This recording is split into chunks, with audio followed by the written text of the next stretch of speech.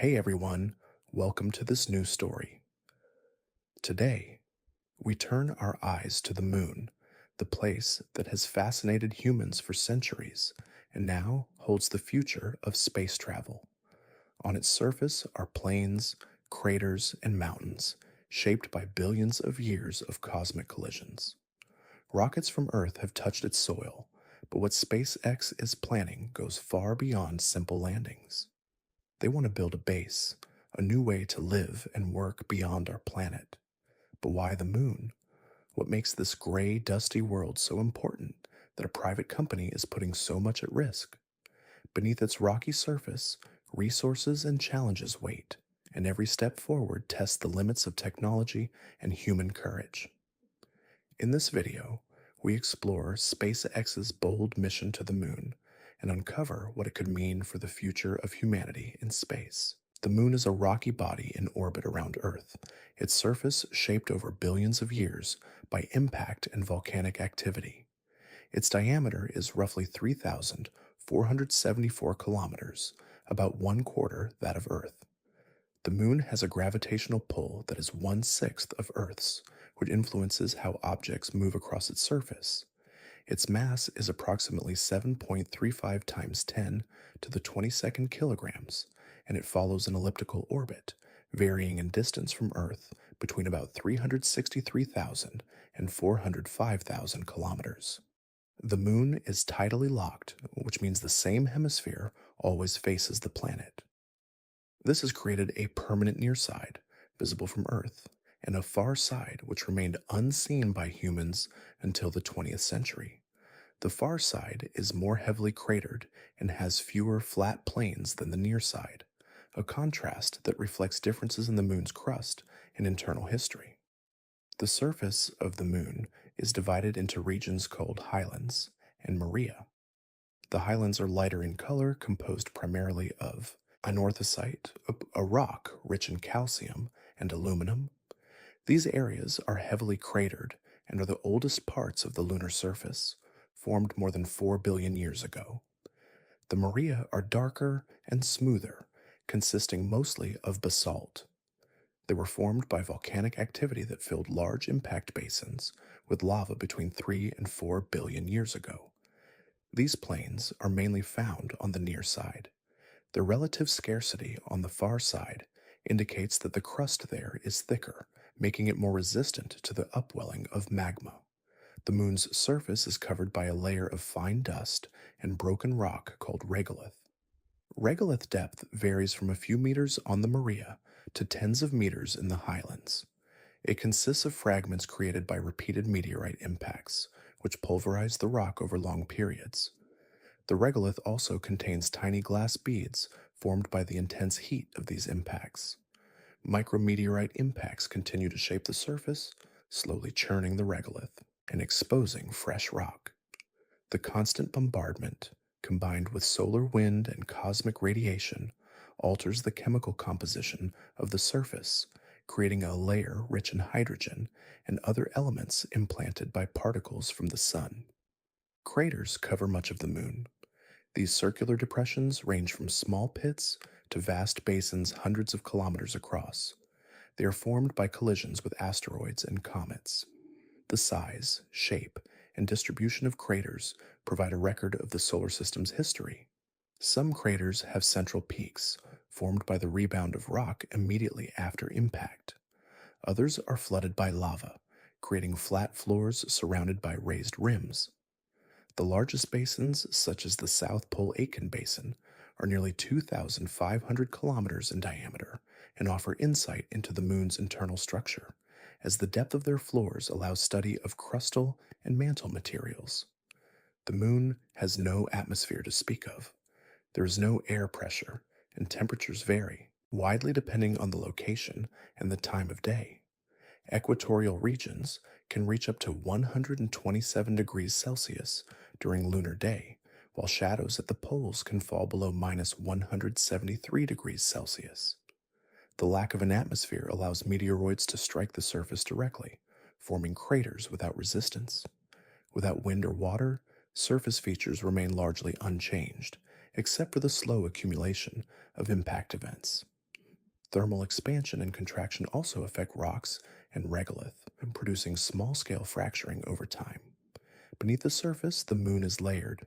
The crust is thicker on the far side, averaging about 60 kilometers, and thinner on the near side at roughly 30 kilometers. Below the crust lies the mantle, made of olivine and pyroxene minerals, which extends hundreds of kilometers downward. The core is small and partially molten, composed primarily of iron, with minor amounts of sulfur and nickel. Seismic studies conducted during the Apollo missions revealed moonquakes that originate from tidal forces and thermal contraction. These quakes are typically mild, but provide important information about internal structure and heat flow. Volcanic activity played a significant role in shaping the moon's surface. Basaltic lava flows formed the Maria, filling large impact basins and creating smooth plains. Lava eruptions were more common on the near side due to the thinner crust, which allowed magma to reach the surface more easily. Volcanic features include rills, channels that mark the paths of ancient lava flows, and domes created by slowly rising magma. The timing of these eruptions is constrained by radiometric dating of returned rock samples, showing activity concentrated between 4 and 3 billion years ago. Since then, volcanic activity has largely ceased, leaving the surface as a static record of early geological processes. The moon's surface also retains evidence of external processes. Solar wind particles implanted in the regolith provide a record of solar activity over billions of years. Cosmic rays penetrate the upper layer of rock, producing isotopes that can be measured in laboratory studies. Observations from orbiters show evidence of small-scale landslides along crater walls and slopes, as well as boulder movements caused by meteoroid impacts. Polar regions contain permanently shadowed areas where sunlight never reaches, preserving water ice that may have been deposited over millions of years.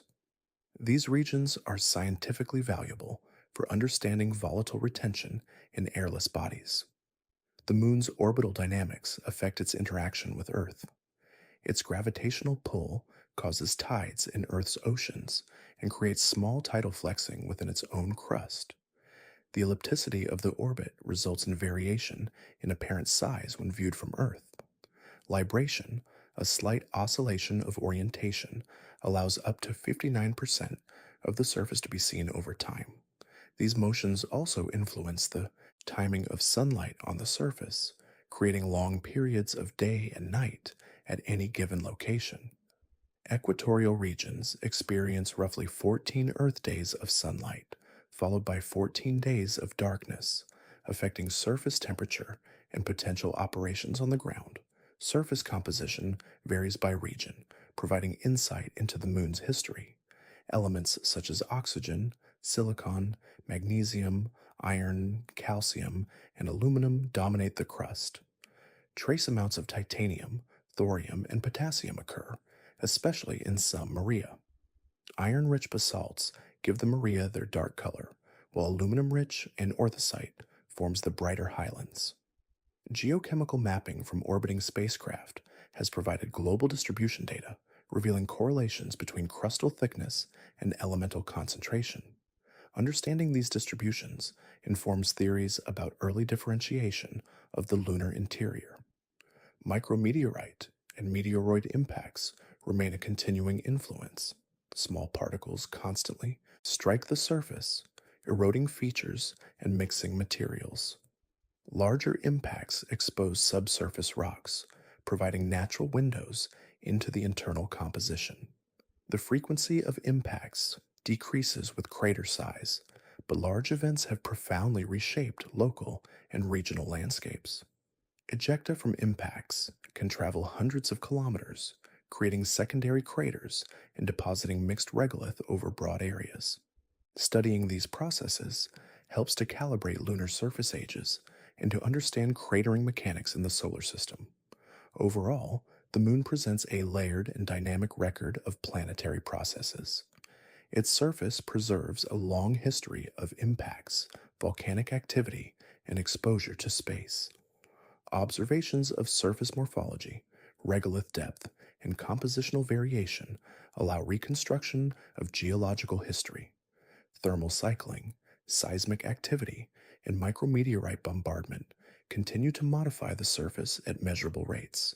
The moon's physical properties, including size, mass, gravity, and internal structure, create conditions distinct from Earth, yet provide a laboratory for studying planetary evolution in the absence of atmosphere or liquid water. These details form the foundation for any human activity or technological effort aimed at exploring or settling the lunar surface. Humans first observed the moon with the naked eye, noting its phases, changing shape, and bright features against the night sky. Ancient astronomers recorded its cycle, tracking the waxing and waning of the visible disk. Observations noted dark and light areas, which early cultures interpreted in various ways. Yet these distinctions correspond to actual surface features that modern science has measured.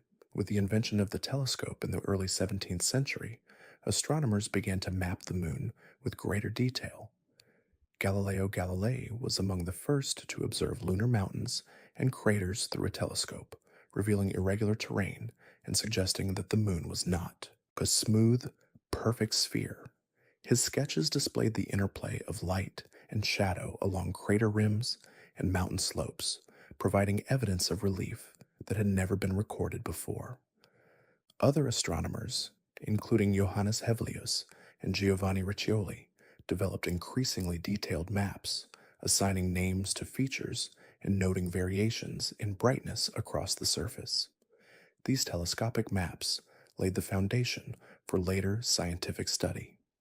By observing the patterns of light in dark regions, scientists recognized areas of basaltic plains and elevated highlands.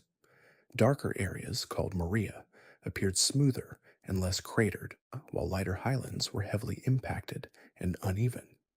Measurements of lunar libration allowed astronomers to see small portions of the far side over time, but the majority remained hidden from direct observation.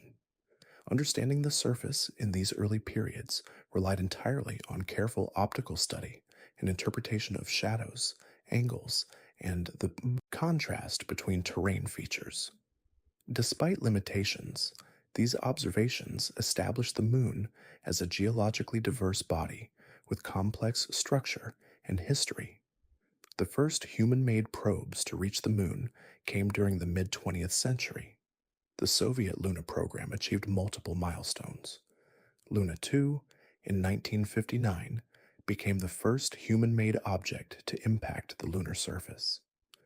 Luna 3 returned the first images of the far side of the moon later that year, revealing a landscape distinctly different from the near side, with fewer Maria and more rugged highlands. These photographs allowed scientists to identify major basins, crater distribution, and relative surface ages. Subsequent Luna missions collected soil samples and tested equipment, paving the way for future landings and more detailed study. In the 1960s and early 1970s, the United States Apollo program conducted manned lunar missions. Apollo 11, in 1969, achieved the first human landing on the moon, with astronauts walking on the surface and deploying scientific instruments. They collected rock and soil samples from the Mare Tranquillitatis, providing a direct record of lunar composition. Later missions visited other regions, including highlands and basins, sampling a wider variety of geological units. The collection included basalts from volcanic plains, anorthosites from highlands, and breccias formed by impact processes. These samples enabled radiometric dating, revealing that the lunar surface formed between about 4.5 and 3 billion years ago. Analyses of isotopic ratios, including oxygen, titanium, and neodymium, provided insight into differentiation of the lunar crust and mantle, as well as the moon's origin and formation history. Apollo missions deployed scientific instruments to study seismic activity, magnetic fields, heat flow, and lunar laser ranging.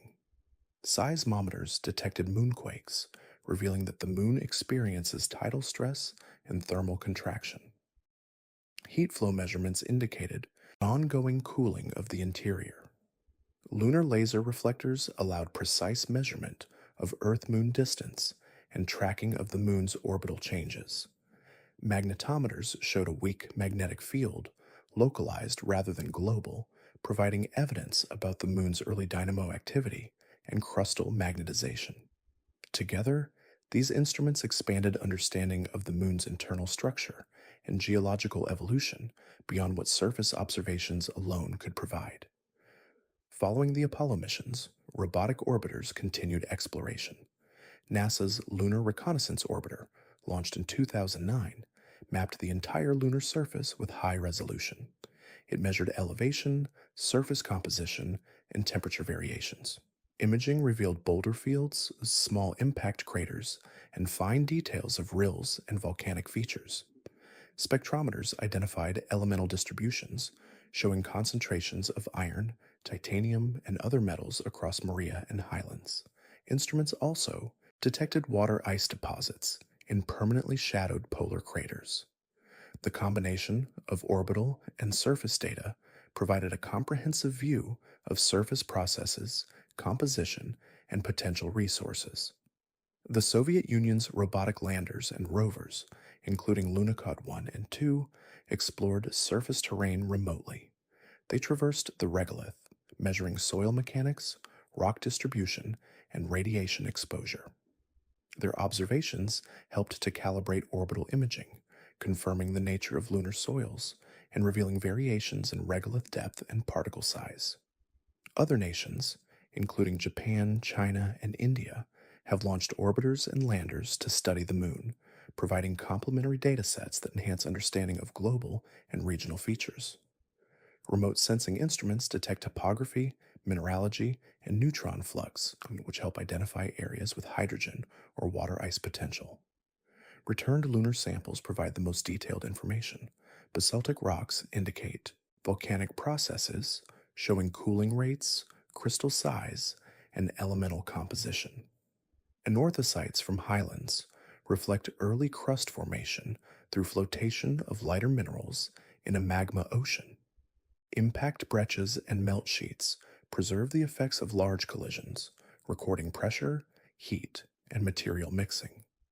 Radiometric dating of these samples establishes a timeline of volcanic and impact events, showing periods of high bombardment, followed by extensive lava flows. Comparisons between near-side and far-side samples, although limited, indicate differences in crustal thickness and volcanic activity.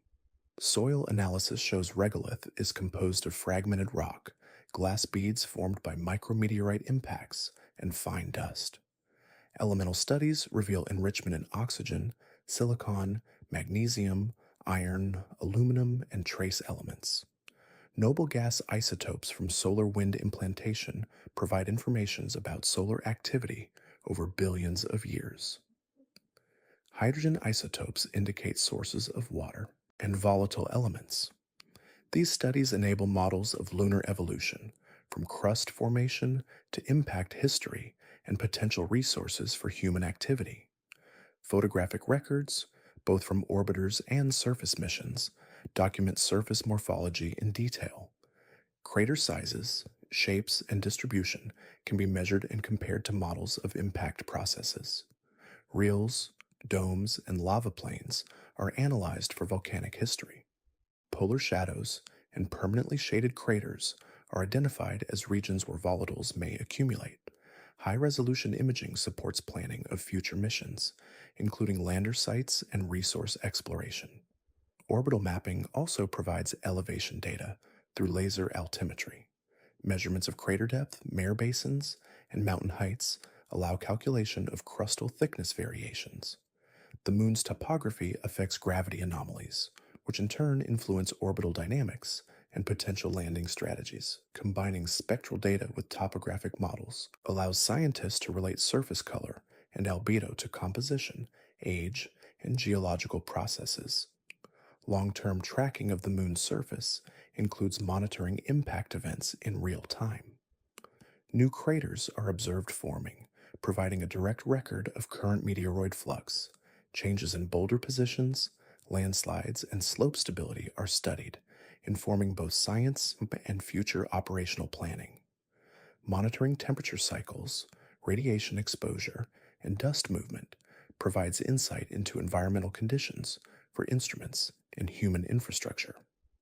The history of lunar exploration demonstrates a gradual accumulation of knowledge, moving from simple visual observation to precise scientific measurement. Early telescopes revealed shape and relief. Robotic missions mapped the far side and measured elemental distributions, and manned missions returned physical samples that allowed detailed chemical and isotopic study. These efforts together provide a continuous record of lunar surface processes, composition, and structure, forming the foundation for understanding the moon as a target for human activity, scientific investigation, and resource utilization. Observations from past missions inform current and future operations. Data about regolith mechanics guide lander design and mobility systems. Information about surface slopes, boulder distribution, and crater density helps determine safe landing sites. Knowledge of elemental composition and volatile content shapes mission objectives for resource extraction. Tracking of solar wind implantation and radiation levels informs shielding requirements for both humans and instruments. The careful accumulation of knowledge over decades provides the baseline for exploration beyond the near side, enabling consideration of permanent infrastructure, scientific stations, and potential industrial activity.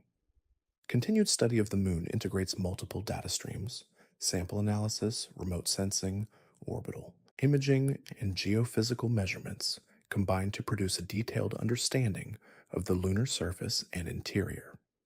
Each new observation refines models of crustal structure, volcanic history, and impact processes. By comparing Apollo samples with later return materials and correlating these with high-resolution orbital maps, scientists construct a timeline of geological and environmental change, revealing both the stability and dynamism of the moon's surface across billions of years. These insights are essential for planning technological operations, understanding the moon's evolution, and evaluating its potential for sustaining human presence in the future. The moon orbits Earth in an elliptical path that takes it an average distance of about 384,400 kilometers. Its orbit is not perfectly circular, so the distance varies between roughly 363,000 and 405,000 kilometers, creating small differences in apparent size as seen from Earth. The moon completes one orbit in approximately 27.3 days, known as the sidereal period. Because the moon is tidally locked, the same side constantly faces Earth. This synchronization results from the gravitational interaction between the two bodies, which gradually slowed the moon's rotation until it matched its orbital period. This process has taken billions of years and affects the distribution of stress within the lunar crust. The phenomenon of libration allows slightly more than half of the lunar surface to be seen from Earth over time. Libration occurs because the moon's orbit is slightly tilted and elliptical, causing small oscillations in orientation.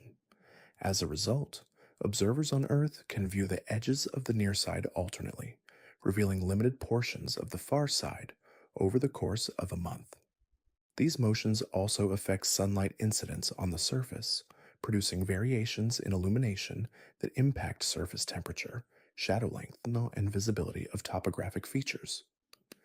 Equatorial regions experience long periods of continuous sunlight followed by extended darkness, each lasting approximately 14 Earth days. Polar regions, depending on slope and elevation, may receive sunlight at low angles or remain in shadow for extended periods. Surface temperatures on the moon fluctuate dramatically. During the lunar day, equatorial regions can reach temperatures up to 127 degrees Celsius, while at night, the same areas can fall to minus 173 degrees Celsius. Polar areas contain craters that remain in permanent shadow, maintaining temperatures below minus 200 degrees Celsius in some regions. The absence of an atmosphere means heat is transferred primarily by radiation, with no convective or conductive exchange with air. Rocks and regolith undergo thermal expansion and contraction with each day night cycle, producing fracturing, soil movement, and surface modification over time. Temperature extremes also affect the design and operation of machinery, requiring insulation, thermal regulation, and careful material selection for any equipment operating on the lunar surface. The moon is exposed to the vacuum of space with negligible air pressure at the surface. This lack of atmosphere allows meteoroids to strike the surface unimpeded, forming craters across all scales. Micrometeorites, which are smaller particles moving at high velocities, continually abrade the surface, churning the regolith and generating fine dust. This dust is highly abrasive, electrostatically charged and adherent, capable of damaging mechanical systems, seals, and optical instruments. Dust levitation occurs as solar radiation and electrostatic forces mobilize fine particles, producing temporary movement above the surface. These dynamics pose operational challenges for machinery, habitation modules, and potential energy systems on the moon. Radiation exposure on the moon is significant. Without a global magnetic field or thick atmosphere, the surface is constantly bombarded by solar wind, cosmic rays, and occasional solar particle events. The solar wind implants hydrogen, helium, and other ions into the top layer of regolith. Cosmic rays interact with surface materials, producing isotopes and secondary particles. Radiation levels are many times higher than on Earth, necessitating shielding for instruments and any human presence. Polar shadowed regions offer partial protection from sunlight and solar particles, making them important for potential resource collection and station placement. Orbital dynamics affect gravitational forces and surface interactions. The tidal pull of Earth creates minor flexing of the lunar crust, contributing to seismic activity known as moonquakes. Those quakes, though less intense than earthquakes, reveal information about internal structure and stress distribution. Tidal forces also influence the shape of the moon, producing slight equatorial bulges and affecting crustal thickness. The moon's mass distribution, combined with orbital eccentricity, creates variations in gravitational acceleration across the surface, which must be considered in lander navigation and mobility planning. Illumination cycles are predictable but complex. The moon's axial tilt is about 1.5 degrees, so sunlight incidence varies mainly due to orbital position. Long shadows at high latitudes emphasize terrain features, while near equatorial regions must experience more uniform lighting during the lunar day. Solar incidence angle affects temperature gradients within regolith, altering expansion, contraction, and mechanical stability. Areas of permanent shadow retain volatile materials, such as water ice, which survive because no sunlight reaches them. Observations of illumination patterns assist in identifying these deposits and in planning sustainable operations. Dust movement is influenced by both mechanical and electrostatic processes. Impact events launch regolith particles into short ballistic trajectories, redistributing surface material and smoothing local topography. The small gravitational pull means even modest forces can move particles significant distances. Electrostatic charging from solar ultraviolet radiation causes fine particles to levitate and migrate, producing thin layers that coat surfaces and instruments. Dust accumulation can obscure sensors, degrade thermal coatings, and interfere with seals. Mitigation requires careful material design, electrostatic management, and consideration of surface geometry in lander and habitat placement. Solar and cosmic radiation not only affects equipment, but also modifies the surface chemically. Ion implantation alters the mineral lattice, producing nanophase metallic particles and changing reflectance properties. These processes slowly darken regolith surfaces and influence albedo measurements. Radiation interactions also produce isotopes that serve as a historical record of solar and cosmic activity, providing data for understanding space weather over geological timescales. Mapping these effects aids in identifying stable regions for infrastructure and in assessing potential risks to instruments. The lunar environment is devoid of weather. No wind, precipitation, or liquid water alters the landscape. Surface changes occur primarily from impacts, thermal cycling, and particle mobility. Regolith remains in place for long periods, preserving a record of past events. Small-scale landslides and boulder movement triggered by impacts or thermal stress produce local modifications. Understanding these processes informs engineering decisions for landing pads or rovers and long-term stations. Vacuum conditions affect both materials and human operations. Outgassing, thermal conduction, and heat retention differ greatly from Earth.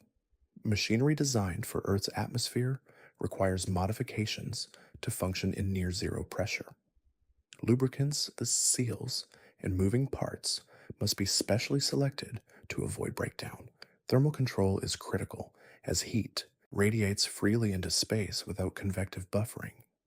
Dust adhesion further complicates these requirements, demanding regular cleaning protocols or protective coverings.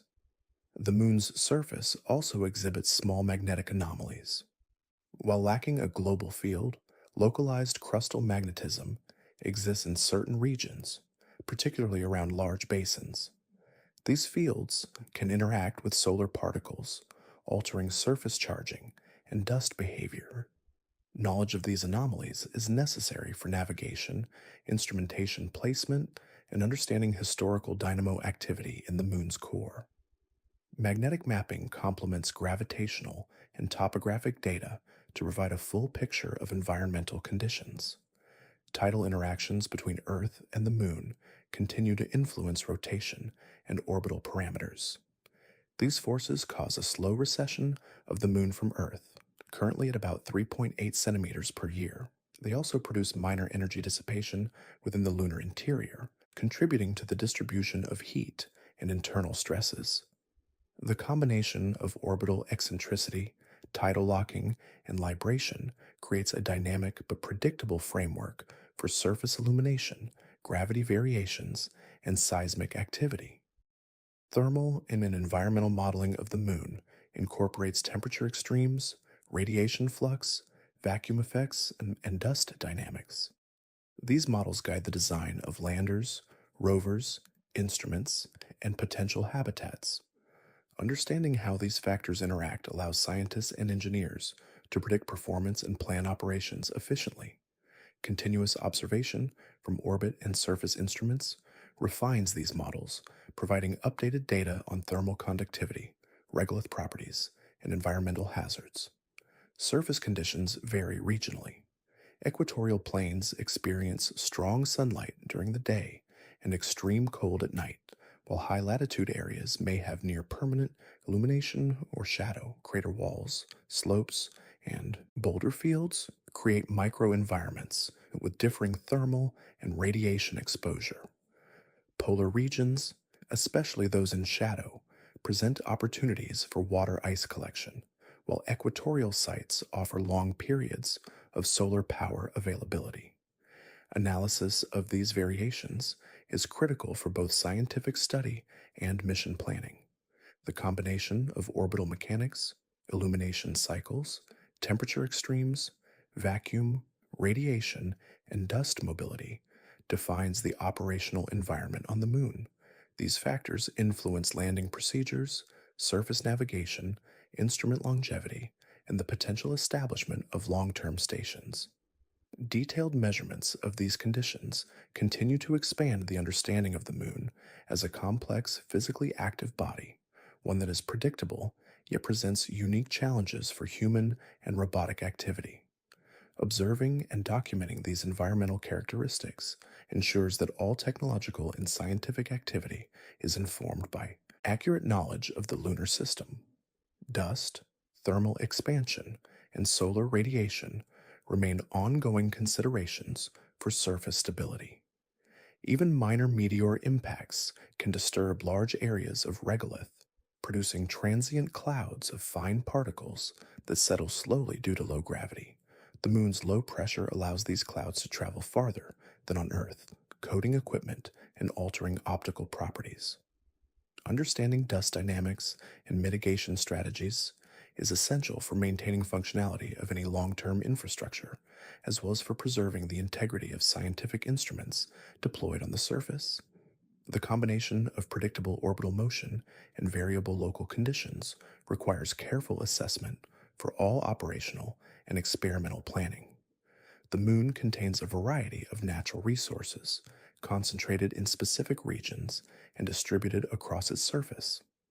Among the most significant is water ice, found in permanently shadowed craters near the poles.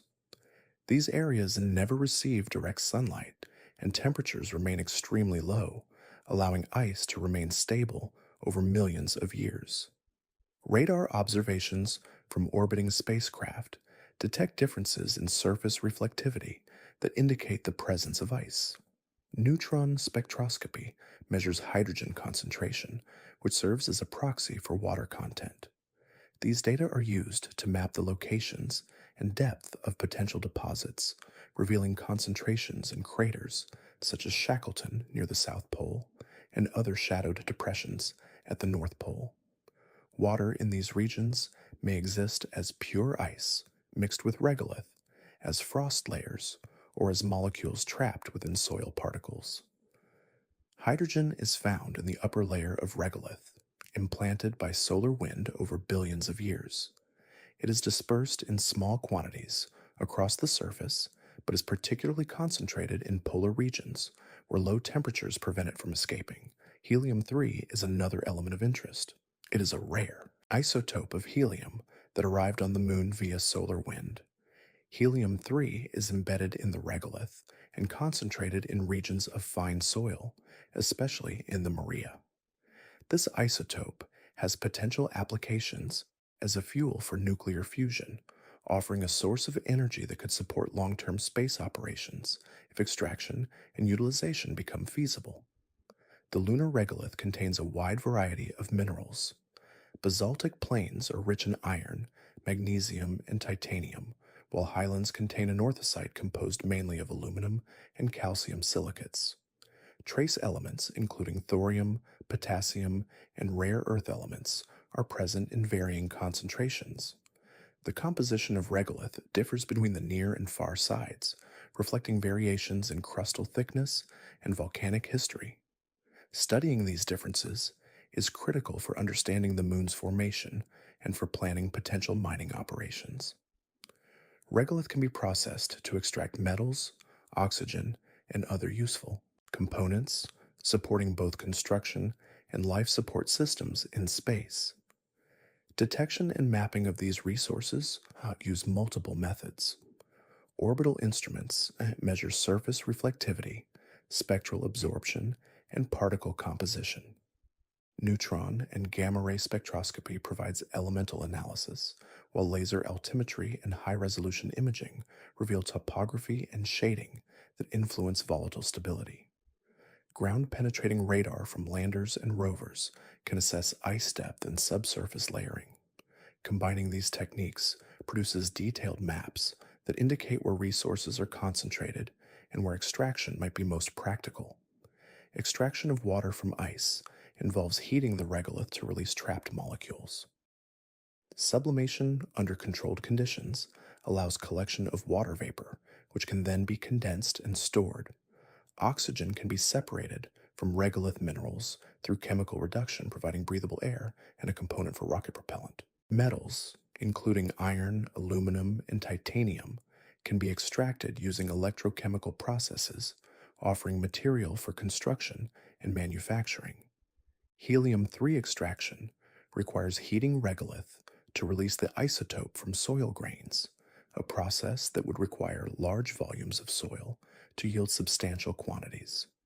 The significance of lunar resources extends beyond immediate scientific interest.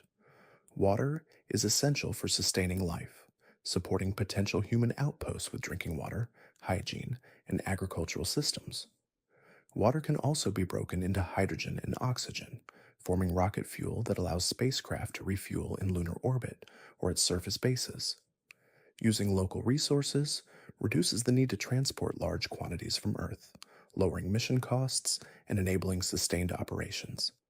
Oxygen extracted from regolith can support life support systems for habitats and for breathable air inside spacecraft and stations. Metals extracted from regoliths provide building materials for infrastructure, landing pads, habitats, radiation shielding, and mechanical components can be constructed from these locally sourced materials. Basalt and anorthosite can be used directly for construction through sintering or 3D printing techniques, reducing dependence on imported resources. Titanium, aluminum, and iron can be refined and alloyed to produce stronger or more heat resistant components for machinery and structural elements. Helium 3 offers potential for long term energy production through nuclear fusion. Fusion reactions using helium 3 produce minimal radioactive waste compared to other nuclear fuels. While technology for practical helium 3 fusion remains experimental on Earth, the availability of this resource on the Moon provides a potential energy source for future space operations, orbital stations, and even for transfer back to Earth if economically viable. Its abundance in the lunar maria makes these regions particularly interesting for exploration and mining. Mapping of resources also informs mission planning. Areas with high concentrations of water ice, stable terrain, and adequate sunlight for solar power are preferred for landing sites and bases. Understanding regolith depth, composition, and mechanical properties guides engineering of drilling, excavation, and habitat construction. Identification of resource rich zones enables strategic placement of equipment and storage, ensuring efficient utilization of extracted materials while minimizing transportation distances. Water, hydrogen, oxygen, and metals are interconnected in their use. Water supports life and fuel production. Oxygen from regolith reduces reliance on transported supplies, and metals provide durable structures for both habitat and machinery. The combination of these resources forms the basis of a sustainable lunar outpost, allowing humans or automated systems to operate for extended periods without continuous resupply from Earth. This potential has made this some resource identification and mapping a central focus of recent lunar missions. The polar regions remain a priority due to the presence of ice and favorable illumination patterns. Craters near the poles maintain temperatures low enough for ice to persist, while nearby highlands may receive near constant sunlight, providing solar energy for power systems. The juxtaposition of ice and light offers a combination of fuel and energy that is critical for maintaining human or robotic operations. Orbital data combined with surface measurements allow planners to model potential base locations, predict energy budgets, and design extraction facilities. Regolith also contains fine dust particles that affect resource handling. Dust is abrasive and tends to adhere to surfaces, making excavation and processing equipment susceptible to wear. Understanding particle size distribution, electrostatic behavior, and cohesion is essential for designing extraction systems. Techniques such as controlled heating, vacuum assisted handling, or mechanical sieving are studied to manage dust while efficiently collecting water, helium 3, or metals. Future lunar missions aim to combine mapping, drilling, and sample analysis to verify resource estimates. Landers and rovers can test extraction methods on small scales, heating regolith to release volatiles and measuring yield. These experiments inform full-scale operations, indicating the energy required, material throughput, and environmental impacts. Verification of water concentration, regolith composition, and helium-3 content is critical before committing to larger industrial efforts or permanent habitats. The Moon's resources also provide strategic benefits for space exploration beyond the lunar surface. Refueling stations supplied with oxygen and hydrogen from lunar ice could support missions to Mars or other destinations, Reducing dependency on Earth based launches, metals, and construction materials could be used to assemble spacecraft, habitats, or orbital platforms, minimizing the cost and risk of transporting materials across long distances.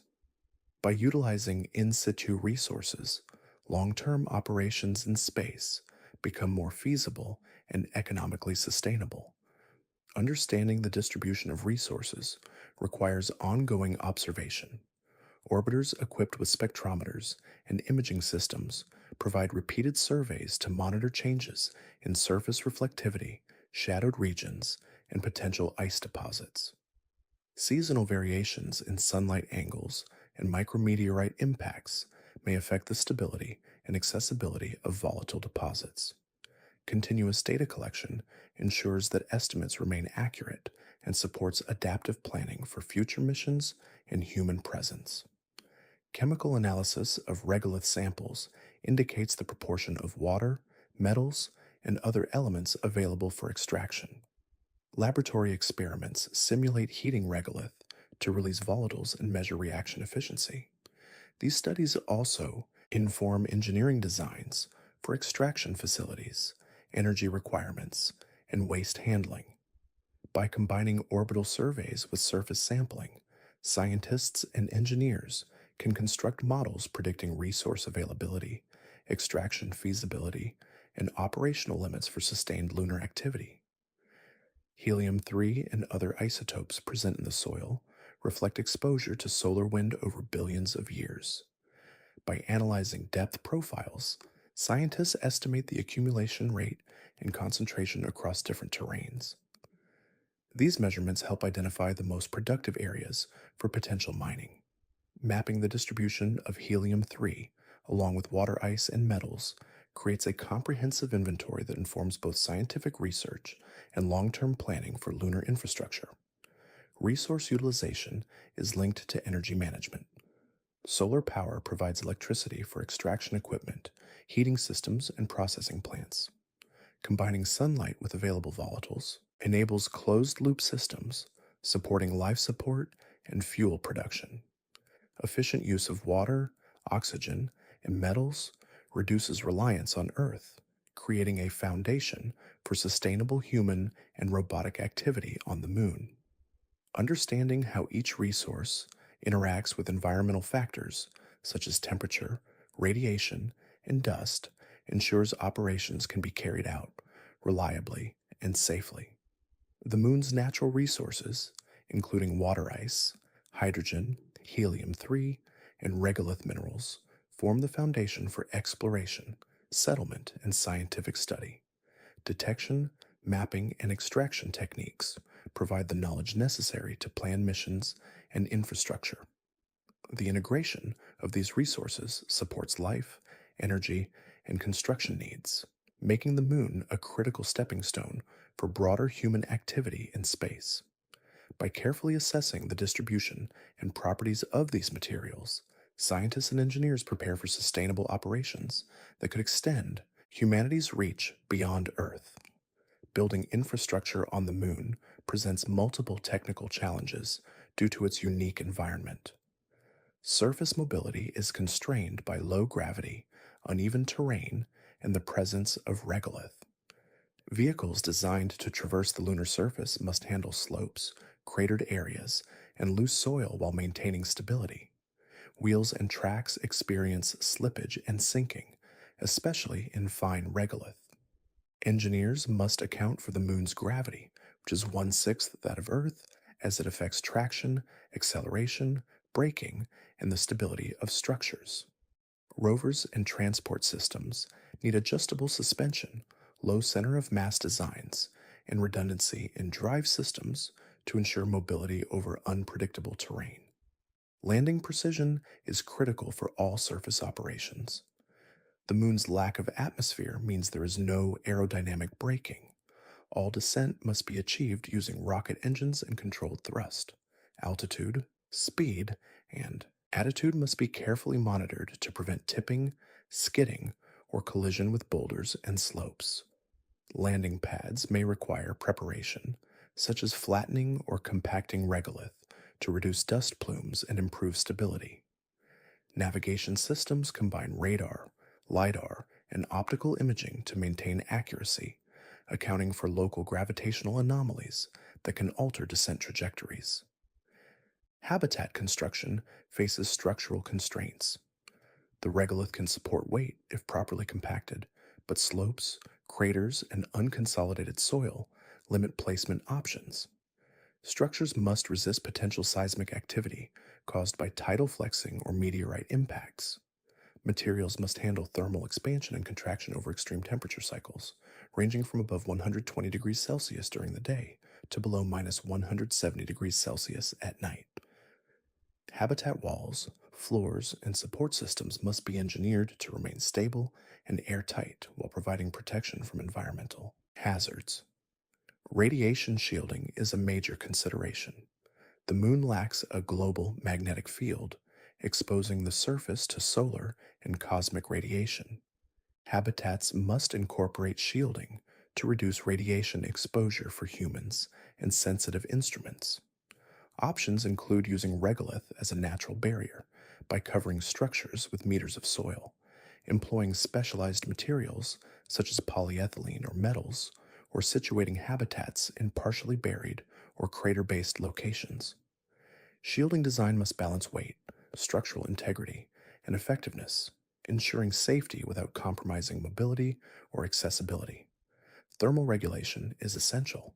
Without an atmosphere, heat transfer occurs only through radiation and conduction within structures. Solar exposure causes rapid heating during the lunar day, while the long night results in extreme cooling. Systems must maintain internal temperatures suitable for equipment operation and human habitation. Insulation, radiators, and controlled heat storage are necessary to stabilize environments.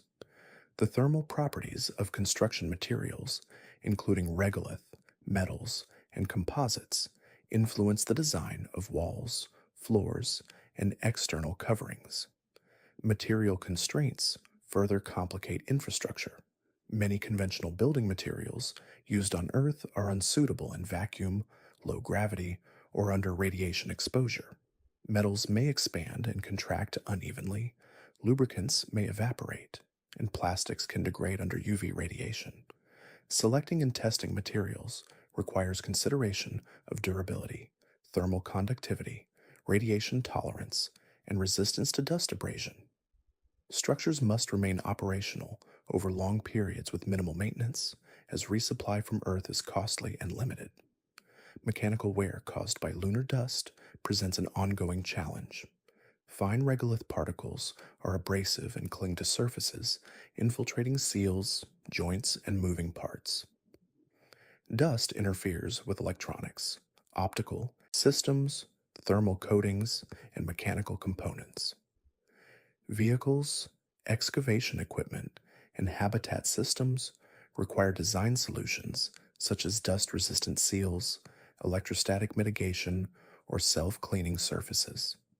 Dust accumulation over time can degrade performance, necessitating monitoring and regular maintenance to preserve functionality. Energy systems are affected by environmental conditions. Solar panels must endure temperature fluctuations, dust coverage, and variable sunlight angles.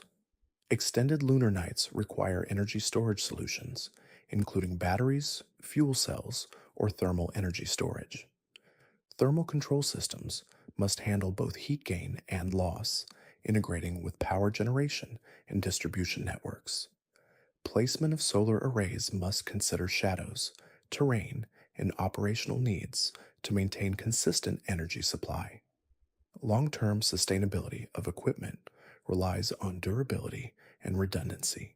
Mechanical systems experience wear from repeated operation in abrasive, low-gravity conditions. Lubricants may evaporate in vacuum, joints may loosen due to thermal cycling, and motors may overheat without proper radiative cooling. Engineers design modular systems that can be repaired or replaced with minimal resources, using standardized components and locally sourced materials when possible. Predictive maintenance, monitoring sensors, and adaptive controls increase equipment lifespan in harsh lunar conditions. Water, air, and fuel systems require careful design. Water extracted from ice or delivered from Earth must be stored and circulated with minimal loss. Air recycling depends on reliable chemical processing or life support loops, with redundancy to prevent failure. Fuel production from local resources involves heating regolith, separating volatiles, and storing gases in vacuum resistant containers. Equipment handling these processes must remain operational under extreme temperatures, abrasive dust, and radiation exposure. Construction techniques must adapt to environmental constraints.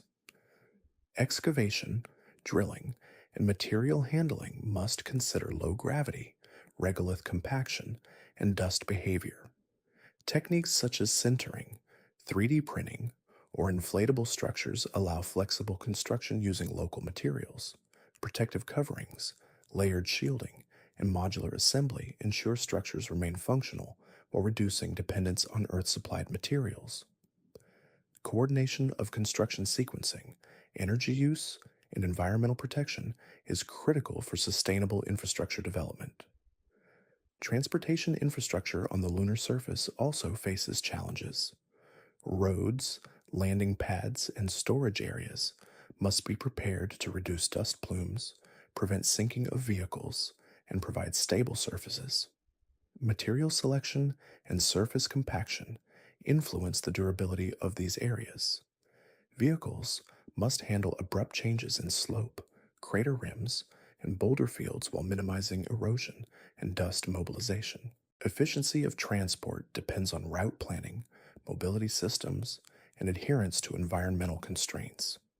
Communication and data systems require shielding and robust operation. Electronics must withstand radiation, temperature extremes, and dust contamination. Antennas, wiring, and relay systems need protection from abrasive particles and thermal cycling. Redundant pathways, error correcting systems, and protective housings are standard design elements for ensuring continuous operation across all mission scenarios. Habitats and surface stations must integrate multiple systems simultaneously. Thermal regulation, radiation protection, structural stability, energy generation, water and air management, and dust mitigation interact to form a complex operational environment. Each system affects the others, requiring integrated design, testing, and monitoring. Failures in one area, such as thermal control, can impact energy efficiency or structural integrity, highlighting the importance of careful planning, testing, and redundancy. Automation and robotic assistance reduce human exposure to harsh conditions. Remote controlled rovers and drones can perform excavation, inspection, and construction tasks in areas too hazardous for humans. Sensors monitor mechanical wear, dust accumulation, and environmental conditions. Data from these systems inform adjustments to operations, preventative maintenance, and habitat management. Robots are designed to tolerate dust, temperature extremes, and radiation, extending operational capacity beyond human limitations. Storage and handling of extracted resources also pose challenges. Water, fuel, and metals must be contained to prevent loss due to low gravity or vacuum conditions. Containers, pipelines, and tanks must resist temperature swings, dust infiltration, and potential impact damage. Controlled environments preserve material quality and prevent contamination, ensuring resources remain usable for life support, fuel, production, or manufacturing. Seismic activity and meteoroid impacts are ongoing hazards. Tidal forces produce small quakes that can stress structures over time. Micrometeorites can penetrate shielding or damage external surfaces. Monitoring systems track environmental changes, allowing proactive mitigation of these risks. Structures are engineered to withstand localized impacts, vibrations, and stresses without compromising integrity. Overall, constructing and operating infrastructure on the Moon requires careful consideration of environmental, mechanical, thermal, and material factors. Each system interacts with the others, requiring integrated design and testing. Dust, radiation, temperature extremes, low gravity, and vacuum conditions all influence equipment longevity and operational efficiency. Long term sustainability depends on redundancy, durability, and the ability to use locally available materials whenever possible. Understanding these challenges is essential for planning human and robotic operations, creating reliable habitats, and establishing functional lunar bases capable of supporting extended missions and resource utilization. SpaceX has developed a unique approach to lunar missions centered on the Starship vehicle. Starship is designed as a fully reusable spacecraft capable of transporting both crew and cargo to the moon. It has a large payload capacity, able to carry tens of tons of material in a single flight. The design allows for multiple missions with the same hardware, reducing cost per kilogram delivered to space. The vehicle consists of two stages: the Super Heavy booster, which provides the initial thrust to reach orbit, and the Starship upper stage, which carries the payload and provides propulsion for in space maneuvers. Both stages are engineered for rapid turnaround and repeated use, integrating heat resistant materials, advanced avionics, and powerful engines optimized for efficiency in both atmospheric and vacuum conditions. The Starship system is intended to launch from Earth and reach low Earth orbit before performing transfers to lunar orbit. Payloads can include lunar landers, scientific instruments, equipment for base construction, and fuel for in space operations. The architecture supports orbital refueling, a critical component for extending range and increasing payload capacity. By refueling Starship in orbit, the spacecraft can carry more cargo and land larger payloads on the Moon without requiring additional Earth launches for each mission. This approach also reduces mass constraints, allowing heavier or more complex equipment to be delivered directly to the lunar surface. Design considerations for lunar landings include precise navigation, controlled descent, and landing on uneven terrain. Starship's engines can throttle to adjust thrust, enabling soft landings on slopes, craters, and regolith-covered plains. Sensors, LiDAR, and radar guide the vehicle during descent, detecting obstacles and ensuring stability. Landing legs are engineered to absorb shock and prevent tipping on loose soil. The system also considers the dust mitigation, minimizing the displacement of fine regolith during engine operation, which could interfere with instruments or infrastructure nearby. Orbital rendezvous is an integral part of the mission plan. Starship can dock with other spacecraft or fuel depots in lunar orbit, enabling transfer of cargo, crew, and propellant. Docking mechanisms are designed to function in microgravity, with alignment systems, capture latches, and redundancy to ensure safe connection. Once connected, fuel and resources can be transferred efficiently to extend operational reach. This capability supports multiple lunar missions from a single launch campaign, increasing operational flexibility and reducing dependence on additional Earth-based launches. Reusable technologies are central to SpaceX's approach. Engines are designed for multiple ignition cycles. Heat shields can withstand repeated re-entry, and the hull and structural components are engineered for durability. Recovery of both the booster and the spacecraft reduces manufacturing demand, lowers costs, and allows for frequent mission cadence. By reusing hardware, SpaceX aims to make lunar operations more sustainable and economically viable over long durations. The combination of reusability and in-orbit refueling enables scalable missions that can adapt to payload requirements, scientific objectives, and crewed operations. Starship integrates environmental considerations specific to the lunar context. It operates in vacuum, extreme temperatures, and variable gravitational conditions. Propulsion systems are optimized for both atmospheric ascent and vacuum efficiency. Materials and coatings resist thermal cycling and exposure to space radiation. Internal systems, including life support for crewed flights, are designed to function reliably under low pressure and limited resupply conditions. Thermal. Management includes radiative panels, insulation, and heat exchangers to maintain stable operating temperatures for both equipment and occupants. Payload capacity influences mission architecture. Large cargo volumes allow transportation of habitat modules, power systems, resource extraction equipment, and scientific instruments in single flights. The ability to carry multiple modules simultaneously enables the rapid deployment of lunar infrastructure, reducing the time needed to establish functional bases. High payload capacity also supports redundancy, allowing extra equipment and supplies to be delivered for risk mitigation and operational reliability. Integration with existing and planned infrastructure is part of the overall strategy.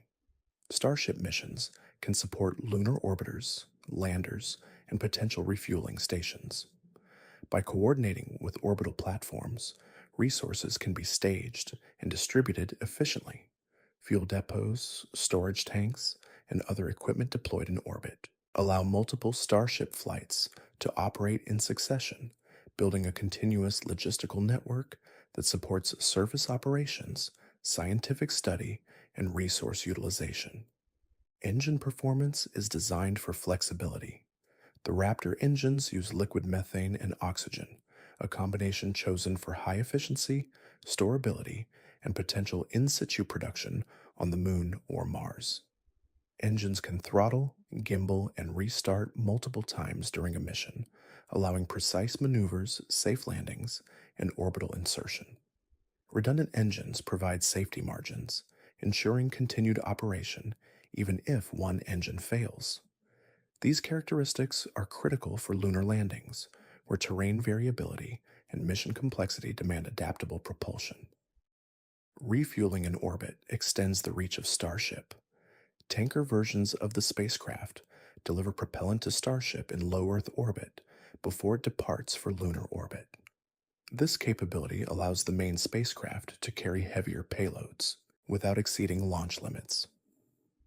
Orbital refueling also supports repeated trips to the Moon, enabling the transport of additional equipment, habitat modules, or fuel for long term operations.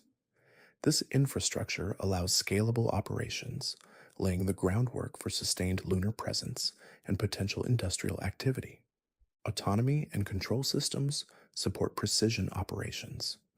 Starship is equipped with advanced guidance, navigation, and control algorithms that allow safe ascent, orbital maneuvering, docking, and descent. Sensors provide real time data on vehicle position, speed, and orientation. Software integrates environmental data, engine performance, and payload parameters to maintain stability and mission accuracy. Autonomous systems reduce reliance on ground control and allow rapid responses to unexpected conditions, critical for lunar landings and surface operations where communication delays can occur. The Starship approach emphasizes modularity. The spacecraft can carry crew modules, cargo bays, landers, and fuel tanks in flexible configurations. This adaptability supports multiple mission types, from crewed scientific exploration to resource delivery and infrastructure deployment. Modular payloads allow missions to be tailored to specific objectives, improving efficiency and enabling simultaneous scientific, logistical, and operational activities on the Moon. Reusability, large payload capacity, orbital refueling, and precision landing capabilities collectively define SpaceX's lunar technology strategy. The system is designed to reduce cost, increase frequency of missions, and enable larger scale operations than previously possible. By integrating these elements, Starship provides a platform for sustained lunar exploration, supporting scientific research, resource utilization, and infrastructure development. The combination of advanced propulsion, material engineering, and operational flexibility allows missions to adapt to environmental conditions, payload requirements, and long term objectives. Long term sustainability is enhanced by recovery and refurbishment protocols. Spacecraft components are inspected, repaired, and upgraded between flights.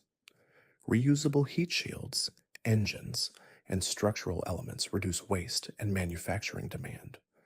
By maintaining hardware for repeated use, SpaceX ensures that lunar missions can continue over decades, establishing a foundation for permanent or semi permanent operations. This approach reduces dependency on new manufacturing and leverages experience gained from previous flights to refine performance, reliability, and safety. Starship also supports scientific payloads. Large cargo bays and precise landing capabilities allow deployment of research stations, instruments for geological study, and resource assessment equipment. Multiple flights can deliver complementary instruments to different locations, facilitating comparative studies across the lunar surface. Integration with orbital platforms allows coordination of surface and orbital observations, improving data collection and scientific output.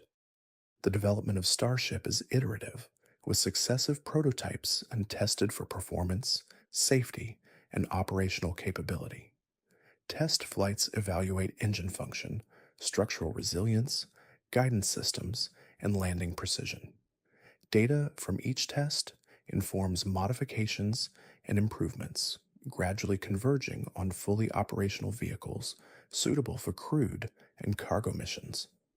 This iterative approach allows for risk management and technology maturation while progressively expanding operational capacity for lunar exploration. Overall, SpaceX's approach combines large-scale, reusable spacecraft with in-orbit refueling, precise landing systems, modular payload capability, and integration with orbital infrastructure. These technologies are designed to lower cost, increase efficiency, and enable sustained operations on the Moon. The Starship system provides the foundation for delivering equipment, crew, and resources to support scientific exploration, construction of lunar bases, and resource utilization. By combining propulsion, reusability, and operational flexibility, SpaceX aims to establish a scalable and sustainable presence on the Moon while preparing for future missions beyond the Earth-Moon system. The Moon presents opportunities that extend beyond scientific exploration. Its resources, proximity to Earth, and stable surface make it a potential site for long-term operations. Private and public entities can cooperate to achieve goals that would be challenging for either group alone. Governments provide regulatory frameworks, safety standards, and mission funding, while private companies develop technology, vehicles, and infrastructure.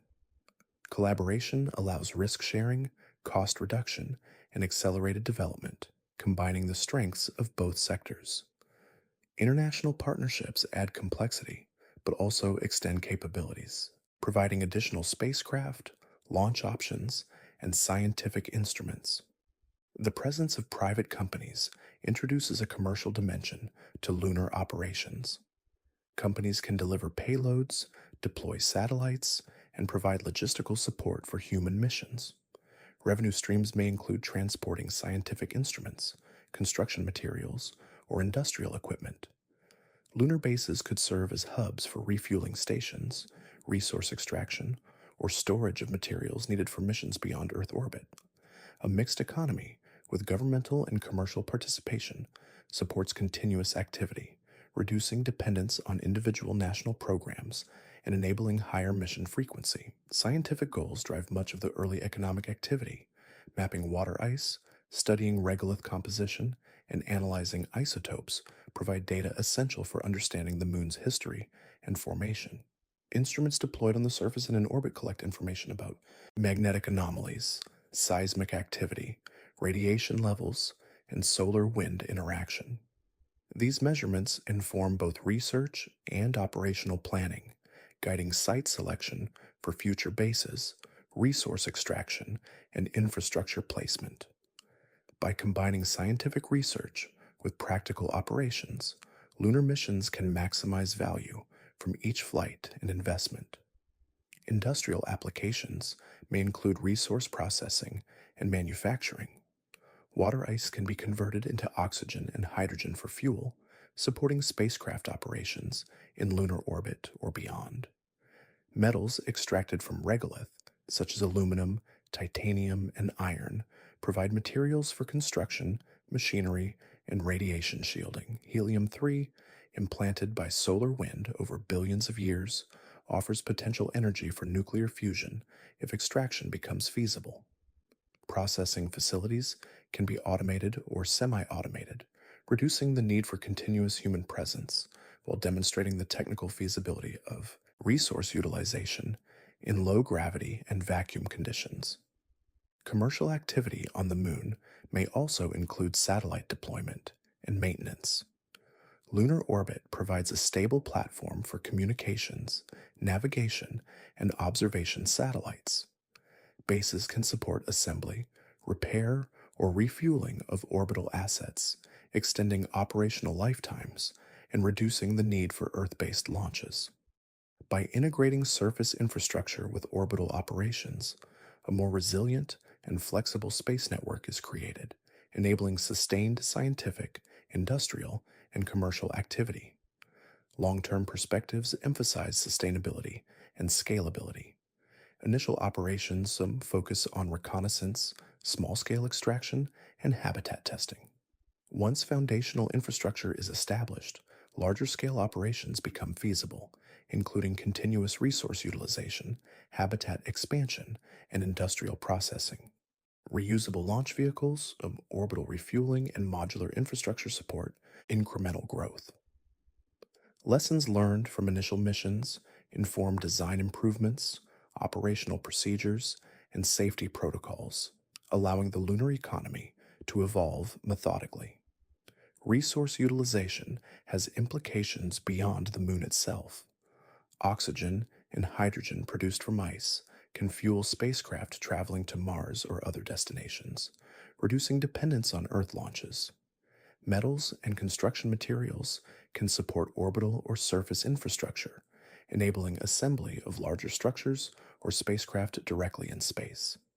This creates a logistical network that spans Earth orbit, lunar orbit, and the lunar surface, providing a foundation for long term human activity in the inner solar system. Strategic considerations include national security, international cooperation, and commercial competitiveness. Nations may seek to ensure access to lunar resources or orbital positions, while companies pursue efficiency, innovation, and market share.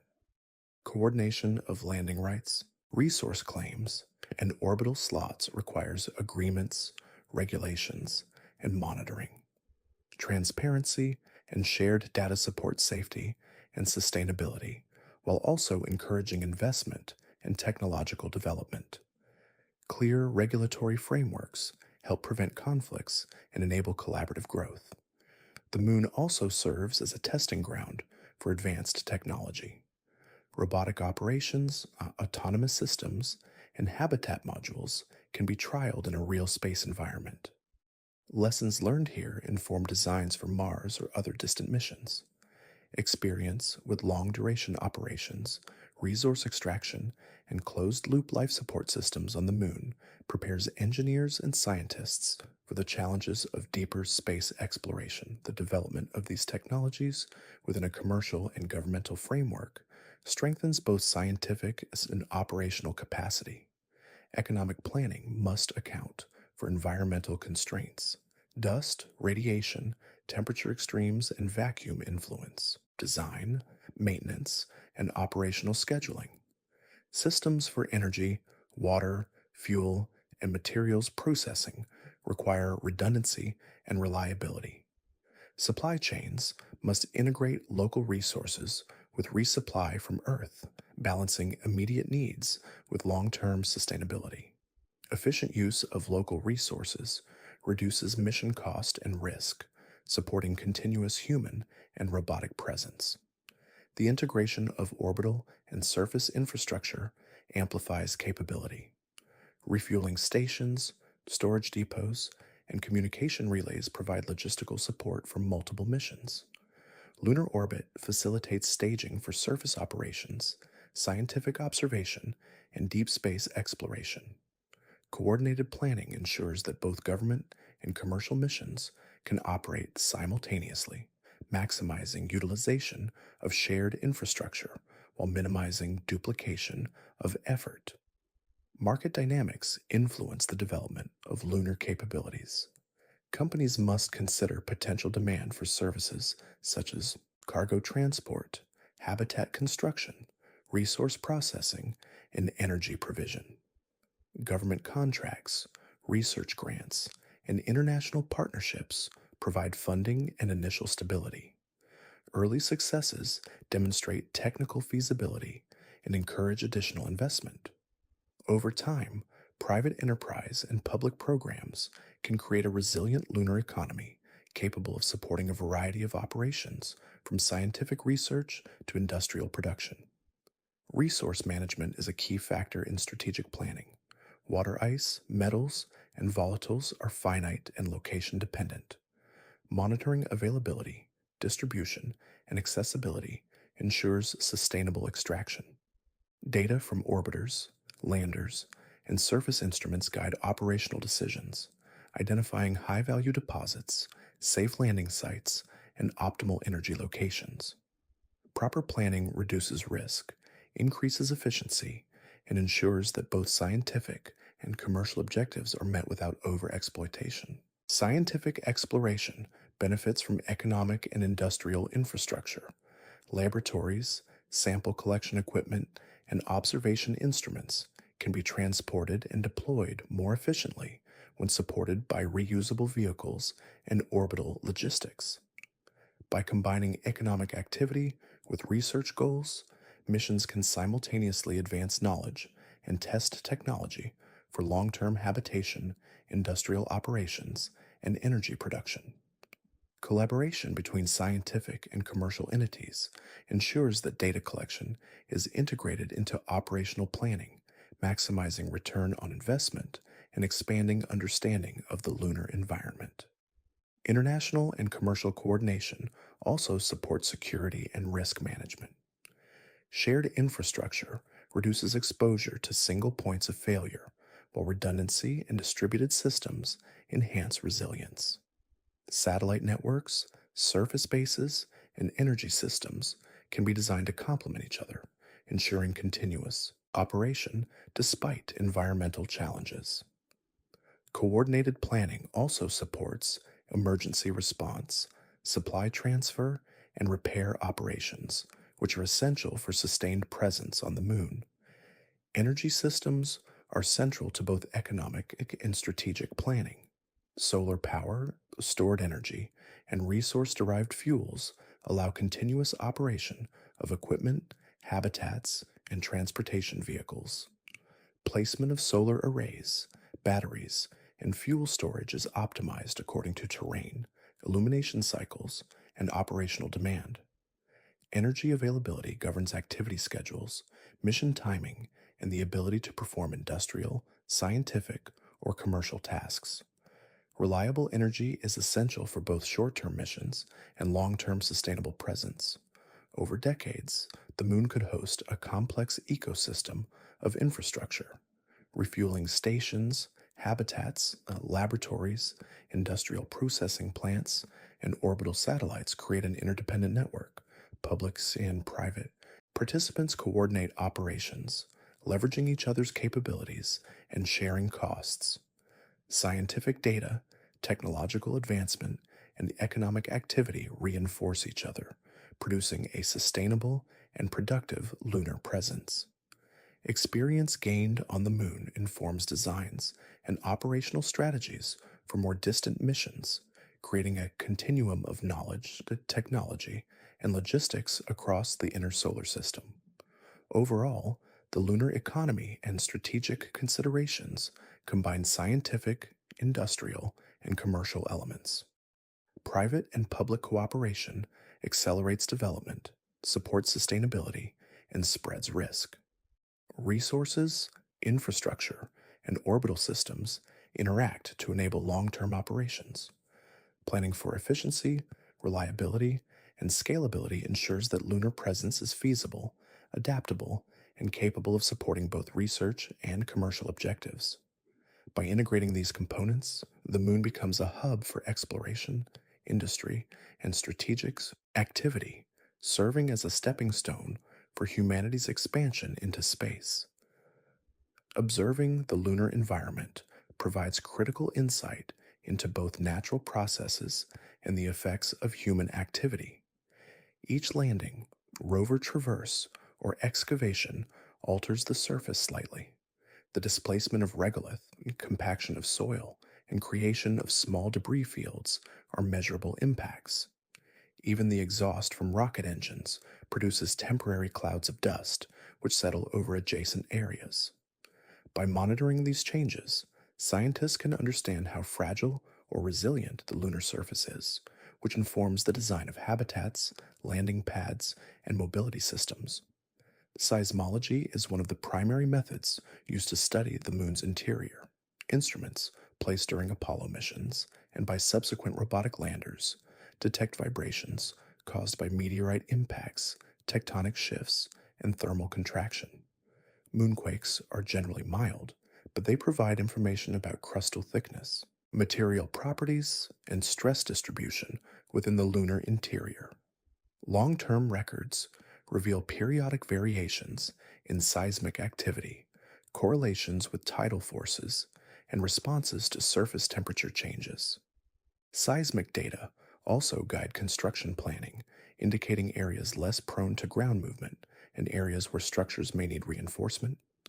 Dust transport on the moon is driven by electrostatic forces and mechanical disturbance. Fine regolith grains can be levitated by ultraviolet light from the sun, producing motion that occurs even in the absence of wind. Landings, rover movement, and human activity stir dust into temporary clouds. The mobility of particles affects surface instrumentation, optical sensors, and mechanical equipment. Monitoring dust dynamics allows engineers to develop mitigation strategies, including dust-resistant coatings, shielding, and filtration systems. Studying the movement of particles also reveals information about the cohesion and mechanical properties of the lunar regolith.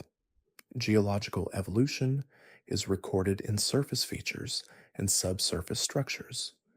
Craters of varying sizes, formed over billions of years, illustrate the history of impacts. Lava plains, or maria, indicate ancient volcanic activity, while highlands contain older anorthositic rocks. Layered deposits, fractures, and ridges provide clues to past tectonic and thermal processes. Remote sensing, combined with sample analysis, allows scientists to map mineral distributions, estimate ages of formations, and reconstruct the moon's geological timeline. Understanding these processes informs both scientific knowledge and practical planning for base construction and resource extraction.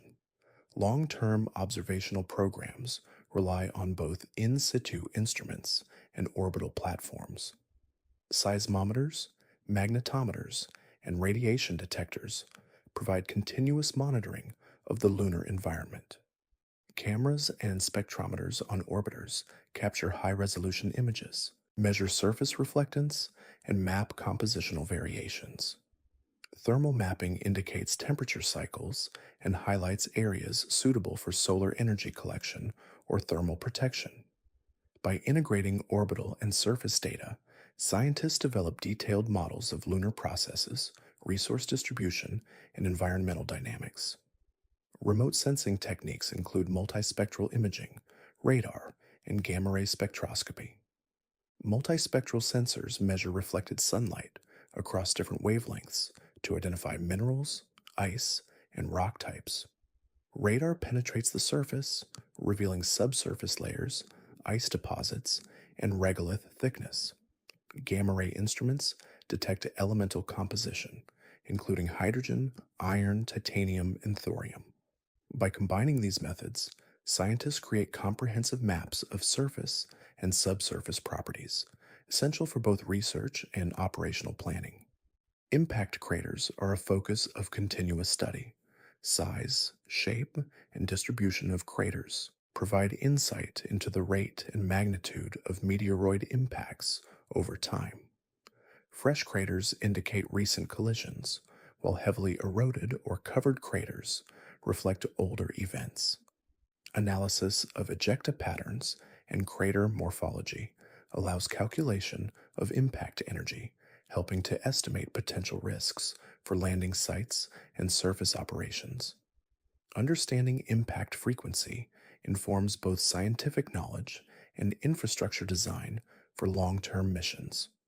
Thermal behavior of the surface is monitored through long term observations. Lunar days and nights each last approximately 14 Earth days, producing extreme temperature variations. Surface materials absorb, retain, and radiate heat differently, affecting habitat insulation, mechanical performance, and energy management. Thermal mapping allows mission planners to locate areas with more moderate conditions, identify optimal locations for solar arrays, and anticipate heating or cooling demands for both equipment and human habitats. Radiation measurements continue to be a major aspect of lunar environmental studies. Without a significant atmosphere or magnetic field, the moon is exposed to solar energetic particles and cosmic rays. Monitoring radiation levels across different latitudes, elevations, and surface types informs the design of habitats, shielding, and operational schedules. Long term records reveal variations in solar activity, correlations with the sun's cycle, and effects of space weather events on surface conditions. This information is critical for both scientific and practical applications. Human activity introduces localized environmental changes. Footprints, rover tracks, and construction alter regolith properties in surface reflectivity, waste heat, chemical residues, and material deposition from human operations modify microenvironments around landing sites. Careful observation and measurement allow assessment of these impacts, providing guidance for sustainable operations. Strategies for minimizing surface disturbance, dust mobilization, and contamination are informed by detailed environmental monitoring. Surface composition is studied through direct sampling and analysis. Rocks, the soil, and dust collected by landers or rovers reveal mineral content, isotopic ratios, and particle size distributions. Laboratory examination identifies the presence of silicates, oxides, that's metals, and volatiles. These findings complement remote sensing data, enabling cross validation and refinement of models. Understanding composition informs scientific inquiry, supports resource assessment, and guides engineering designs for construction and manufacturing. Electrostatic phenomena on the moon are monitored as part of environmental studies. Solar ultraviolet light and solar wind charge particles on the surface, generating electrostatic forces that can lift dust particles. This movement affects both science instruments and mechanical systems. Observations quantify particle behavior, assess risks to equipment, and inform designs for dust mitigation. Understanding electrostatic effects is also important for long-term operations, as sustained dust motion can influence surface properties and habitat cleanliness. Meteorological and micrometeorite activity, while minimal compared to Earth, is monitored over long periods. Micrometeorites create small impacts that gradually modify the surface, adding to regolith mixing and forming microcraters. Understanding these impacts informs risk assessment for both structures and equipment. Continuous observation allows planners to design shielding, monitor surface evolution, and anticipate maintenance needs for habitats, solar arrays, and vehicles. Long-term environmental monitoring provides insight into dynamic processes. Tidal flexing causes minor seismic events and stress in the crust. Variations in solar illumination produce temperature cycles that affect regolith contraction and expansion. Interaction with the solar wind and cosmic radiation alters surface chemistry over time. These processes are tracked with instruments placed on the surface and in orbit, creating data sets that support both scientific research and operational planning. Dust mitigation and transport studies are critical for infrastructure. Tracking how particles move, settle, and adhere to surfaces allows engineers to design seals, coatings, and cleaning systems. Vehicles, habitats, and scientific instruments benefit from these studies, which reduce wear and maintain functionality. Understanding dust behavior also aids in planning for resource extraction and habitat construction, ensuring that long term operations remain efficient and safe. Geophysical observations extend to mapping mass concentrations, gravity anomalies, and crustal variations. Gravity measurements from orbit reveal differences in subsurface density, indicating lava filled basins, impact basins, or denser rock layers. These data guide landing site selection, infrastructure placement, and drilling operations.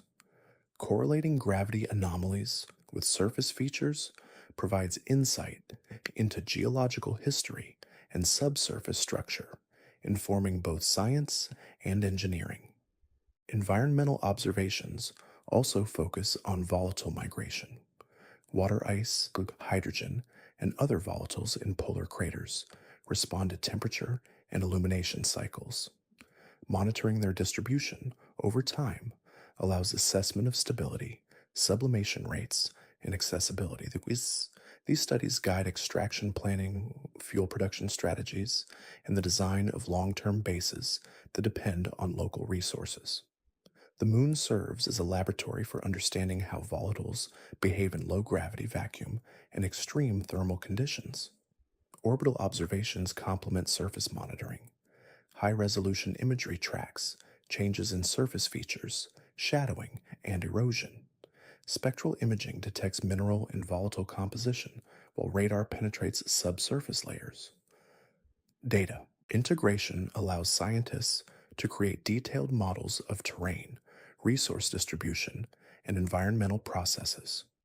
Continuous observation enables predictive modeling, improving the accuracy of landing, mobility, and habitat planning.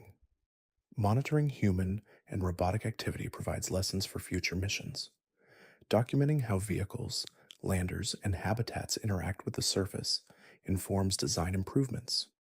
Observations of dust mobilization, mechanical wear, and regolith displacement guide engineering decisions for long term operations. These studies support both efficiency and environmental preservation, ensuring that lunar presence is sustainable over decades. Overall, environmental observations in lunar science combine surface monitoring, seismology, dust and electrostatic studies, geological analysis, and long term remote sensing. Data from these efforts informs scientific understanding, supports infrastructure planning, and guides operational strategy. Continuous monitoring ensures that both natural processes and human impacts are measured and managed, enabling sustainable presence, resource utilization, and safe operation on the moon over extended periods. Planning missions to the moon requires careful consideration of trajectory, fuel timing, and operational constraints. Spacecraft must follow precise paths to transfer from Earth orbit to lunar orbit. These trajectories are calculated based on gravitational influences, the positions of the Earth and Moon, and the velocity requirements of the spacecraft. Small deviations can result in missed orbital insertion or unsafe landing conditions.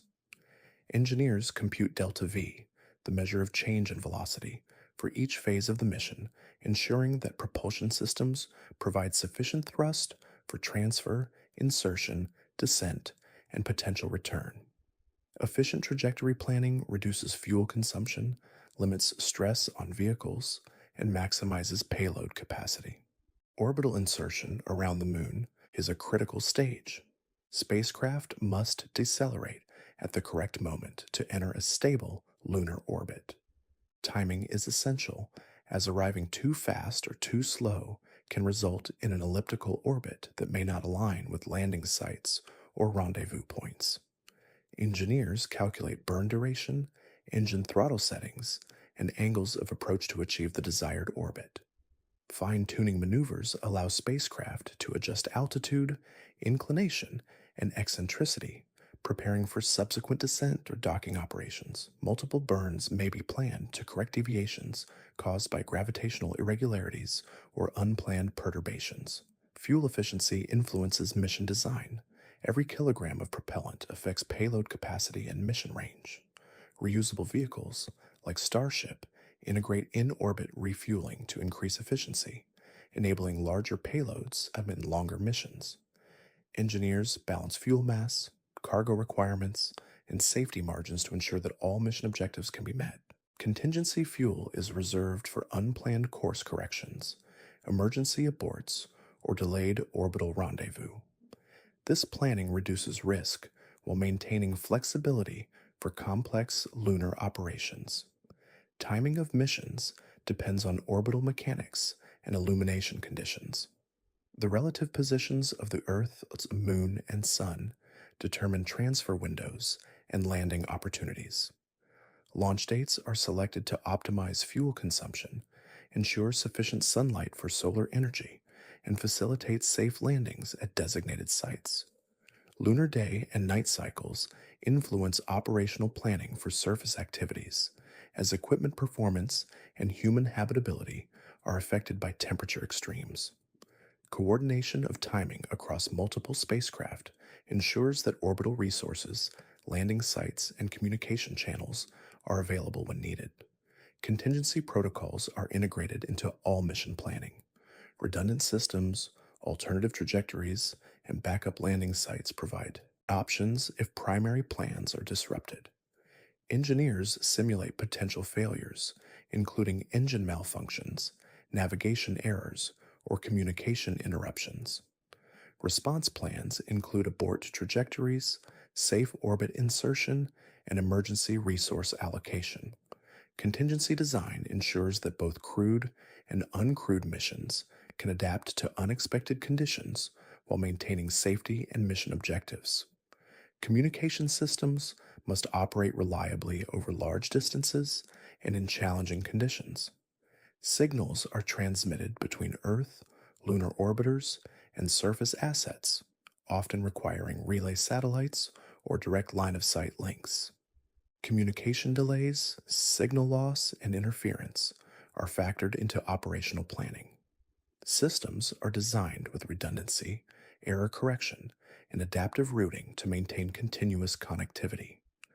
Clear communication ensures that navigation instructions, scientific data, and operational commands are transmitted accurately. Navigation in low gravity presents unique challenges. Traditional instruments, such as gyroscopes and accelerometers, must be adapted for microgravity and lunar conditions. Star trackers, LiDAR, and radar provide positional data, while onboard computation allows autonomous adjustments. Precise navigation ensures safe approach to the lunar surface, accurate rendezvous with orbiting vehicles, and reliable coordination of multiple spacecraft. The integration of sensors and computational systems reduces dependence on Earth-based guidance, allowing more flexible and responsive operations. Operational constraints include thermal management, dust mitigation, and mechanical wear. Vehicles must maintain structural integrity while performing burns, orbital insertion, and landing maneuvers. Propellant lines, engines, and mechanical joints operate under vacuum and temperature extremes, requiring careful monitoring. Dust from the lunar surface can interfere with sensors, seals, and moving parts. Planning for these factors ensures continued functionality of vehicles, habitats, and instruments, supporting safe and effective missions. Landing site selection is guided by both scientific and logistical considerations. Flat terrain, stable soil, and minimal obstruction improve safety for descent and rover operations. Proximity to resources, such as water ice or mineral deposits, influences operational efficiency. Data from orbital imagery, radar, and surface reconnaissance informs site choice, minimizing risk while supporting scientific or industrial objectives. Alternate sites are identified for contingency scenarios, ensuring flexibility in mission execution. Surface operations are coordinated with orbital logistics. Timing of supply deliveries, crew rotations, and resource extraction are planned to match orbital availability. Fuel transfer, payload deployment, and maintenance operations rely on synchronized schedules. Orbital assets provide communication relays, monitoring and navigation, support for surface activities. Integration between orbital and surface systems maximizes efficiency, safety, and mission success. Resource management extends to energy, water, and life support. Solar energy is harnessed during lunar day, stored in batteries, and supplemented by other sources to maintain continuous operation. Water extracted from ice or delivered from Earth supports both crewed missions and industrial processing. Life support systems rely on redundancy and automated control to maintain safe environments. Planning considers consumption rates, storage capacity, and potential delays in supply or production. Risk assessment informs mission planning at all stages. Meteorite impact probability, radiation exposure, and thermal extremes are quantified and factored into design and operational procedures. Modeling predicts surface changes due to human activity or natural processes, guiding placement of equipment and habitats. Emergency scenarios are simulated, including system failures, loss of communication, or unplanned environmental events. This thorough planning reduces risk and ensures that operations can continue under a wide range of conditions. Launch architecture integrates with mission planning. Vehicle staging, booster recovery, and orbital insertion sequences are synchronized to optimize efficiency and safety. Launch windows are coordinated with transfer trajectories, refueling operations, and docking requirements. Ground support infrastructure provides tracking, telemetry, and contingency management, supporting both nominal and off-nominal operations. Detailed coordination ensures that each mission phase aligns with overall objectives. Payload distribution is optimized for mass, volume, and function. Cargo is arranged to balance vehicle center of mass, minimize stress during burns, and allow sequential deployment. Equipment needed first during descent or surface operations is positioned for rapid access. Redundant or backup systems are strategically placed to support contingency operations. Payload planning is integrated with trajectory calculations, energy use, and operational schedules to maximize efficiency and safety. Long-term planning considers multiple missions in sequence. Each flight builds on previous operations, delivering infrastructure, resources, or scientific instruments. Cumulative mission design accounts for orbital dynamics, surface logistics, and operational constraints. Coordination of multiple spacecraft ensures that each mission complements prior activities, advancing both research and operational objectives. The integrated approach reduces redundancy, improves resource utilization, and supports sustained lunar presence. Data collection, processing, and distribution are integral to logistics. Telemetry, navigation data, and scientific measurements are transmitted to mission control, analyzed, and applied to ongoing operations. Continuous feedback loops allow adjustments to trajectory, timing, and surface activity based on real-time observations. Effective information management ensures that decisions are informed, risks are mitigated, and objectives are met efficiently. Maintenance and repair planning is incorporated into mission timelines. Equipment wear due to mechanical stress, dust abrasion, or thermal cycling is monitored. Preventative maintenance schedules and repair protocols ensure reliability of vehicles, habitats, and resource extraction systems. Planning includes spare parts, redundancy, and automated or robotic assistance to maintain operations without compromising mission success. Trajectory design also considers return paths. For crewed missions, precise planning ensures safe re-entry to Earth or rendezvous with orbital platforms. Delta-V budgets account for deceleration, alignment, and contingency maneuvers. Automated and manual systems support execution, providing redundancy and safety margins. Return planning integrates with surface operations, orbital, logistics, and fuel availability to maintain operational continuity. Simulation and testing precede operational execution. Computer models replicate orbital mechanics, environmental conditions, and vehicle behavior. Engineers test mission profiles, landing sequences, and contingency scenarios to refine procedures. Ground tests, hardware in the loop simulations, and small scale demonstrations validate assumptions and prepare teams for full scale operations. These preparatory steps reduce risk and enhance the accuracy of mission planning.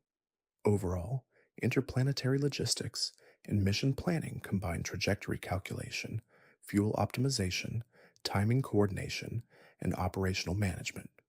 Precision in orbital insertion, surface landing, and rendezvous is critical for mission success. Contingency planning, redundancy, and simulation ensure that both crewed and uncrewed missions can adapt to challenges. Integration of navigation, communication, and operational systems enables safe, efficient, and sustainable lunar operations over multiple missions and extended timelines. Every decision, from delta V calculation to surface logistics, is guided by physics, engineering constraints, and environmental data, ensuring that lunar missions are executed with accuracy and reliability.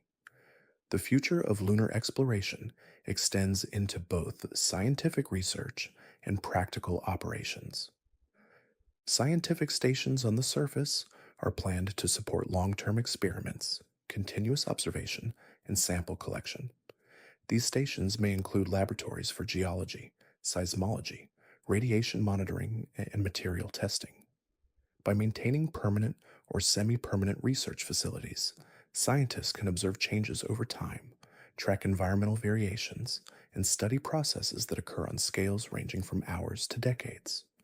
Instruments can monitor surface temperature, solar wind interaction, and dust dynamics, providing data that informs both scientific inquiry and operational planning.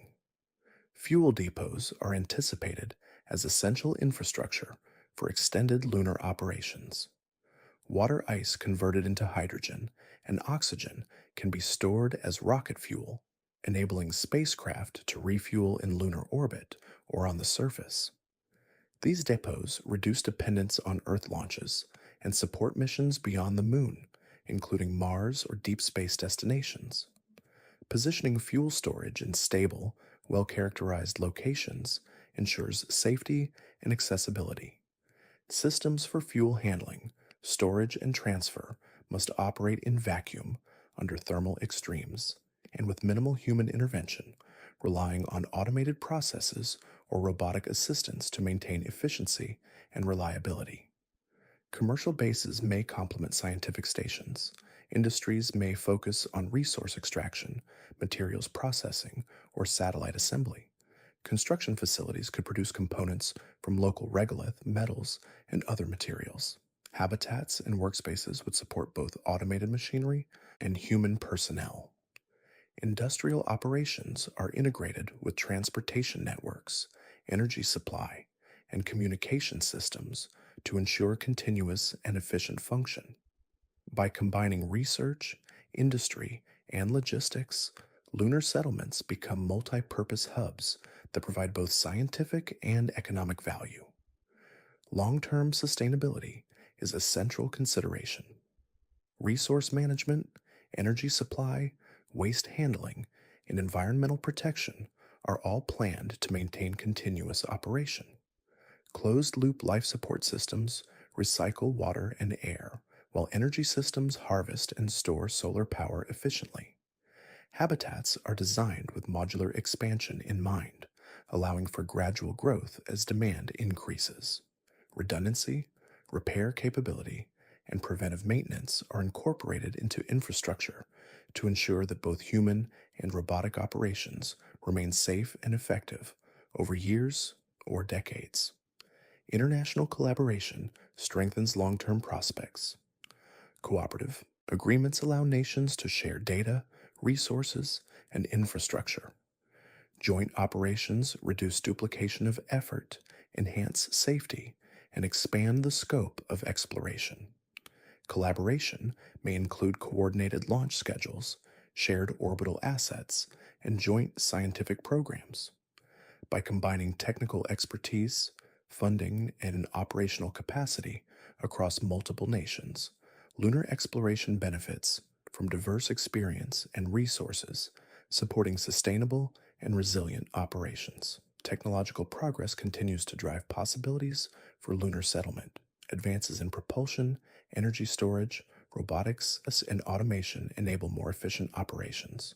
Reusable launch vehicles reduce cost and increase flight frequency.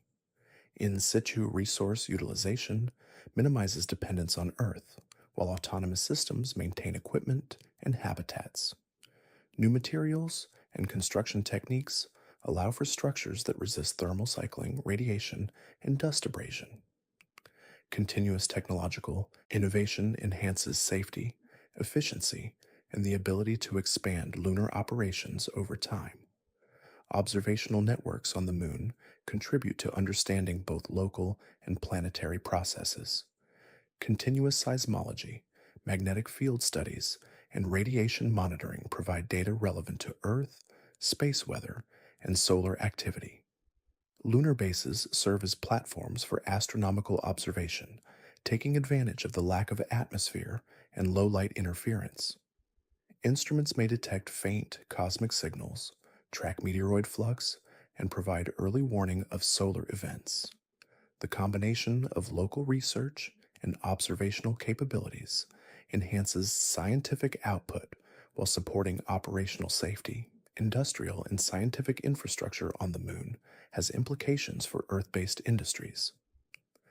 Minerals, volatiles, and processed materials produced on the Moon could supplement supply chains, reduce pressure on terrestrial resources, and provide unique materials for advanced applications. Energy production, particularly using helium-3, if extraction becomes feasible, may support research in fusion technologies. The Moon's low gravity and vacuum allow testing and production environments unavailable on Earth, creating opportunities for materials science, manufacturing, and experimental physics. Human habitation is informed by environmental conditions and long-term observations. Habitats are located in areas with stable illumination, proximity to resources, and manageable terrain. Thermal regulation, radiation shielding, and dust mitigation are essential for structural and operational longevity. Life support systems are designed for continuous recycling and minimal maintenance. Crew rotation schedules, emergency protocols, and resource replenishment plans ensure that human presence can be sustained safely and efficiently. Orbital infrastructure complements surface settlement. Communication satellites, navigation systems, and observation platforms support both scientific and industrial operations. Staging stations in lunar orbit enable fuel transfer, cargo redistribution, and preparation for interplanetary missions. Coordination between surface and orbital assets allows for flexible operation, resource sharing, and risk management. The integration of orbit and surface creates a connected network capable of supporting long-term human activity and exploration beyond the Moon. Training and operational procedures are adapted for long-term sustainability. Robotic systems perform routine maintenance, surface transport, and resource handling. Crewed operations focus on monitoring, scientific work, and strategic oversight. Simulations and rehearsal programs prepare teams for operational scenarios, including emergency response and repair tasks. Procedures evolve with experience, incorporating lessons learned from early missions to improve efficiency, safety, and productivity over decades. Resource utilization planning considers both local and imported materials. Regolith processing provides building materials and shielding, while ice conversion supports fuel, water, and oxygen needs. Metals and volatiles are used for industrial applications and habitat construction. Planning balances extraction rates with natural replenishment, environmental preservation, and operational demand. Efficient use of resources ensures sustainability and reduces dependence on continuous resupply from Earth. supporting longer and more complex missions. Scientific stations, industrial bases, and logistical hubs together create the foundation for a permanent lunar presence. This infrastructure supports multi year operations, enabling research, exploration, and production activities simultaneously. Shared use of power, communication, and transportation systems enhances efficiency and reduces redundancy. By integrating all aspects of lunar presence, planners can achieve both operational success and scientific return over extended periods.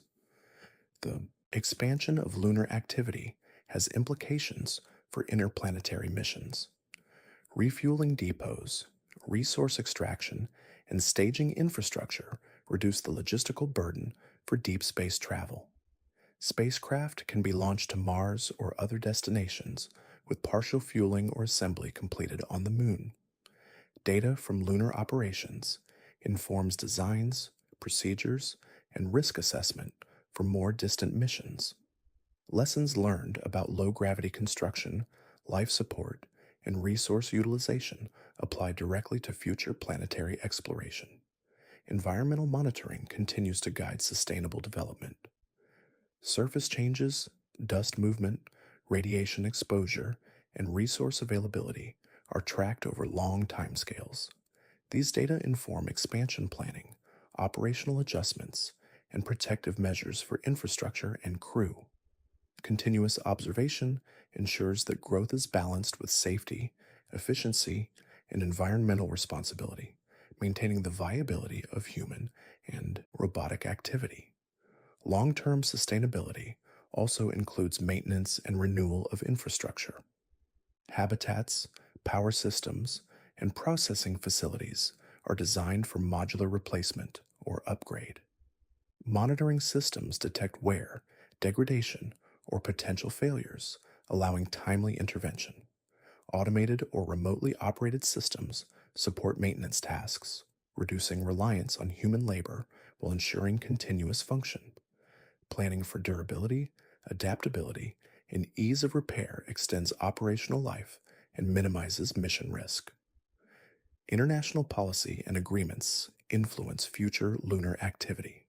Treaties and cooperative frameworks establish guidelines for resource use, territorial management, and environmental protection. Clear protocols for landing rights, claim recognition, and infrastructure sharing reduce conflicts and support orderly expansion. Collaboration between governmental and private entities ensures adherence to safety standards and operational best practices, enabling sustainable growth. Energy management remains central to future operations. Solar power, supplemented by storage systems or alternative generation methods, provides continuous operation of habitats, industrial facilities, and transportation systems. Energy allocation supports both surface and orbital operations, enabling refueling, manufacturing, and scientific activity. Optimization of energy resources ensures efficiency, reduces waste, and maintains operational resilience during periods of variable sunlight or equipment demand.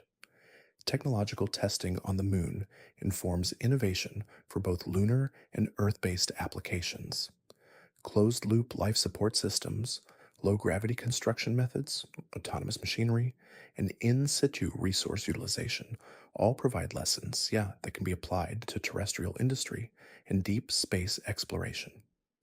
Testing and development on the Moon reduces risk for future missions and accelerates technological progress, creating a feedback loop between exploration, settlement, and applied engineering. Over decades, lunar settlements may host diverse activity. Science, industry, logistics, and human habitation operate concurrently, supported by shared infrastructure and coordinated planning. Operational routines evolve based on data, experience, and technological improvements. Sustainability, efficiency, and adaptability guide long-term strategy, ensuring that the Moon remains accessible, productive, and scientifically valuable. Coordination among multiple nations and companies reinforces safety, reduces cost, and supports innovation.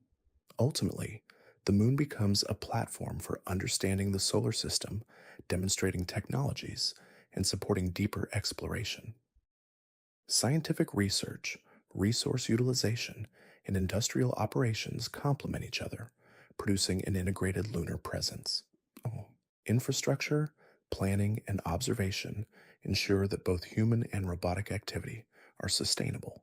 By establishing a reliable base on the moon, engineers and scientists create the foundation for a future in which Earth based industries, space exploration, and interplanetary missions are supported by lessons learned and capabilities developed through long term lunar operations. The development of lunar exploration and settlement demonstrates a deliberate approach, combining research, industry, logistics, and international cooperation. Bases and stations are planned for continuous observation, resource processing, and fuel provision. Modular habitats, autonomous systems, and orbital support enable incremental growth. Environmental monitoring ensures sustainability, while technological progress increases efficiency and safety. Over time, the moon may serve as a hub for human activity, advancing scientific understanding, supporting industrial development, and preparing the way for operations deeper into the solar system. We've reached approximately 150,000 characters. The narration is complete.